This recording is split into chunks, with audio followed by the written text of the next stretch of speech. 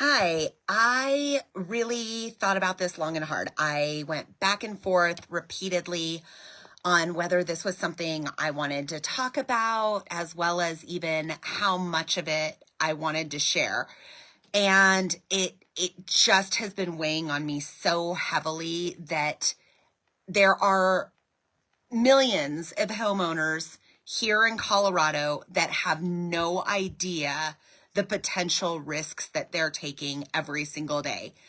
And here's the deal. If you have ever thought about hiring a contractor, if you've ever allowed a workman into your home in any way, shape, or form, even if they don't actually perform services, they can file a mechanic's lien on your property. They can 100% hold you hostage and blackmail and extort you for money just because they set foot in your property and talked to you about doing some kind of work. If you are a homeowner, please, please, please protect yourself.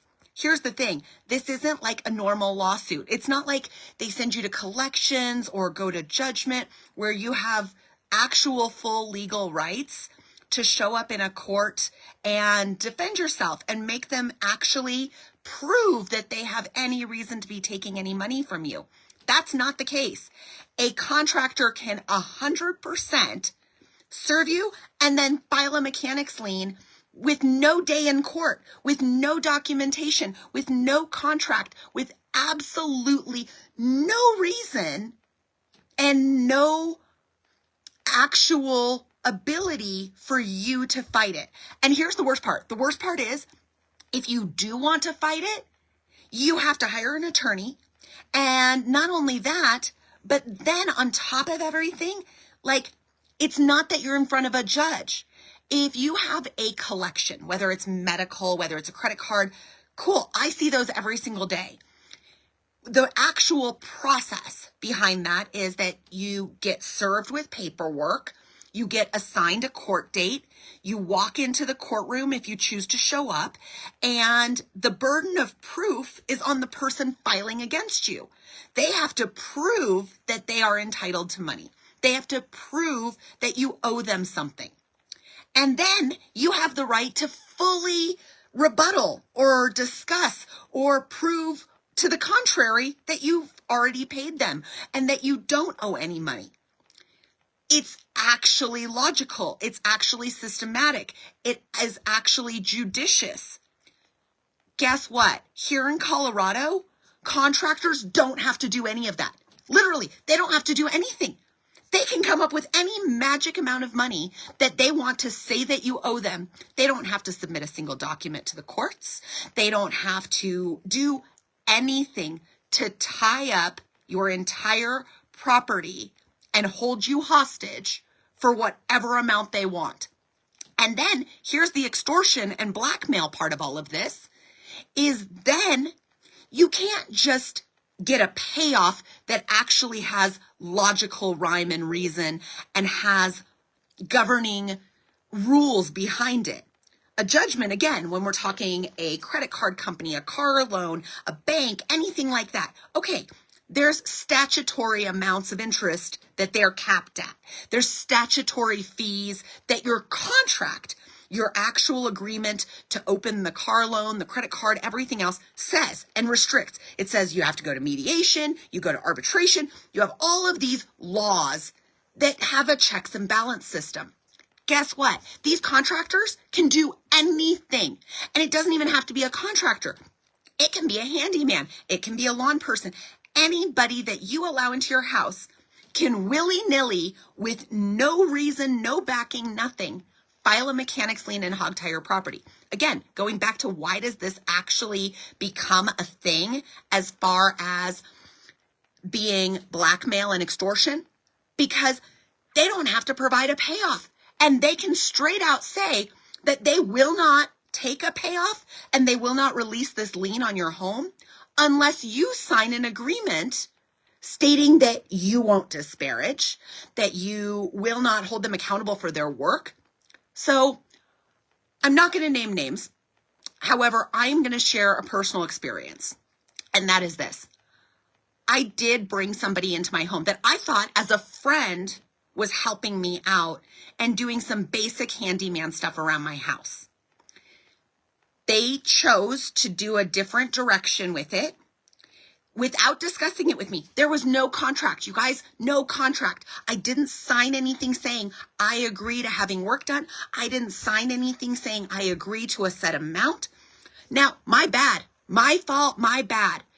Always, always, always get everything in writing, especially saying that you will go to arbitration and that you will go to mediation and that a mechanic's lien cannot be placed on your home.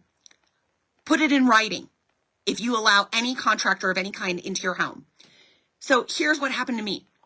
Not only did the number that I thought I was going to pay, that I thought was reasonable, end up being more than quadrupled, but on top of that, I got less than a fifth of the work that I was expecting.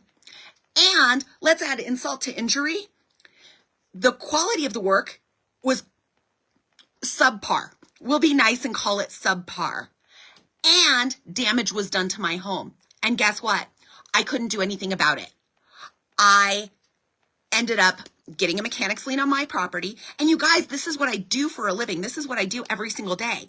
I deal with people that have things on their credit that shouldn't be there. How do we navigate them? How do we negotiate them? How do we do all these things?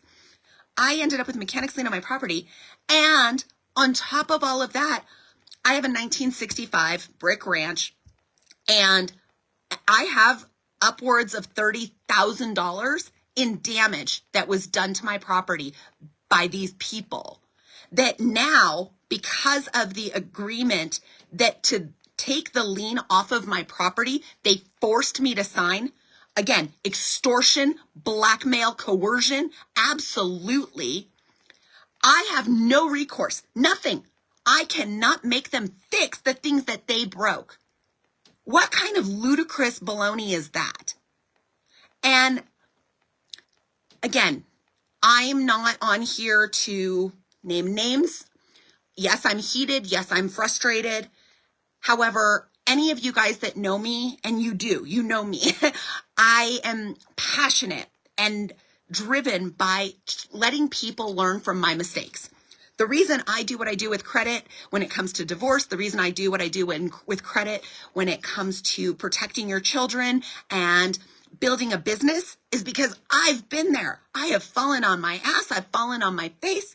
I have no problem sharing absolutely the highs and lows and the lowest of lows of everything in my own world that I've had to navigate very challengingly. And I want everyone to grow from it. So even though I'm a little heated here, and I am, the premise of why I'm doing this, the reason that I just could not keep my mouth shut any longer is because I want to protect every single one of you. And I want everyone to know that this is a thing here in Colorado. It's mind-blowing. Like, this should not be a thing. There's a reason we have law. There's a reason that we have courts. And there's a reason that there's a civil process. What's supposed to happen is that you get a document, you sign a document, you come to an agreement. Let's think about it, you guys. This is even in a marriage. In a marriage, you sign a marriage license. You come to an agreement of what that legally means. You get a job. You come to a legal agreement of what that means. And there's responsibilities and there's consequences and repercussions. In Colorado, there is nothing that protects the homeowner from any random contractor doing whatever they want. And the really crummy thing, I try not to play this card very often. I really don't talk about it frequently. I'm a solo mom, and there are months that I am not even barely scraping by. I'm just straight out not scraping by. So to get taken advantage of, and not just kind of get taken advantage of, but to like full blown get bent over a barrel and forced into not only signing stuff, but paying stuff that I shouldn't have had to, and now be facing paying to fix all of it is absolutely ludicrous. It is. This is like, I don't fight for legislation change. I am not the one out there like toting public policy. I fully stand by my political beliefs, and it's just not one of those things. This is ridiculous. You guys, please learn from my mistakes. Please learn from my horrific experience that don't trust a contractor's reviews. Don't trust them when they say that they're licensed. Don't just blanket let somebody into your home. I've actually talked to several attorneys about this. The contractor has more rights just to come physically into my home and give me an estimate than I do to protect my equity, protect myself, protect my house. Like, who would have ever thought that? I would have never in a million years. I've done flips over the years. I've had rental properties. I have done so much in this industry, in real estate and finance. I was a mortgage lender. I work with mortgage lenders and realtors every single day. It would have never dawned on me that somebody without a contract, I think that for me, that's one of the biggest pieces. Without a contract, with no documentation, with no evidence, with nothing, could 100% extort me for astronomical amounts of money for work that's not done, and that I lose all of my rights to protect my home from the damage that was done to it. And when we talk about really taking that next level, what do I mean that they have more rights than I do? I'm not just talking about the lien on the home. I am talking about if they come into the house and they give me an estimate, and in the course of giving me this estimate, they just happen to notice something. Let's just, for conversation's sake, say that they notice that a floorboard is loose, and they point that out to me. Guess what? They can file a mechanic's lien for that. Why? Yeah, why? Why the heck would they be able to do that? I talked to these attorneys. That is called, I'm trying to remember the correct legal term. So if there's any attorneys on here, please correct me with the term because I'm probably getting it a little wrong. But unjustified gain. I, as a homeowner, received non-paid for gain in this knowledge for this person that I'm potentially scoping out to hire or not hire, because I might not be able to afford their estimate. There's so many reasons that I might choose not to hire them. However, I received gain that they did not get compensated for. So simply for pointing something out, because I allowed them into my home, they can put a lien on my property. What does a lien on property mean? For anybody that's not familiar, that doesn't own a home yet. That means any equity that is in the house, they can tie up and they can demand and extort and blackmail. Any process that I want to take on or that a homeowner in the state of Colorado wants to take on, I'd be really interested and intrigued to find out if this is anywhere else in the state or anywhere else in the country, or if it's only limited to Colorado. They can tie up. You can't refinance. You can't sell. You can do nothing with your property until this lien is resolved.